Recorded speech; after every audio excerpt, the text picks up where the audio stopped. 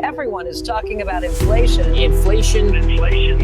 Throughout history, almost all instances of hyperinflation have been caused by one thing: governments printing money without restraint. Governments often resort to printing money to stimulate the economy, but this approach inevitably leads to uncontrollable inflation. So, why do governments keep printing money despite knowing the risks? And why do some countries experience inflation so high it seems impossible to comprehend? The answer lies in a vicious cycle that governments struggle to break, leading to catastrophic consequences. Typically, governments turn to massive money printing due to wars or political crises. Take Germany in 1920 to 1923 and Hungary in 1945 to 1946, for example. These countries, faced with the aftermath of war and overwhelming reparations, were left with no choice but to print money to handle their fiscal crises. So, what happens when a government prints money? The money supply increases rapidly, driving demand up and triggering demand-pull inflation. But as inflation spirals, wealth distribution becomes increasingly uneven. People focus on meeting basic needs rather than saving or investing. When inflation hits 40% to 50%, even if the government stops printing money, it's too late to reverse the damage. Productivity declines, people reduce work hours, goods become scarcer, and cost-push inflation sets in. This cycle continues to escalate, eventually reaching astronomical levels. For example, Hungary's inflation rate in 1946 reached a mind-blowing 7.5*10 to the power of 170. Hyperinflation isn't just a matter of skyrocketing numbers. It's a deeply destructive social and economic crisis. It erodes the value of money and traps societies in an endless loop of economic chaos, leading to severe social unrest and poverty.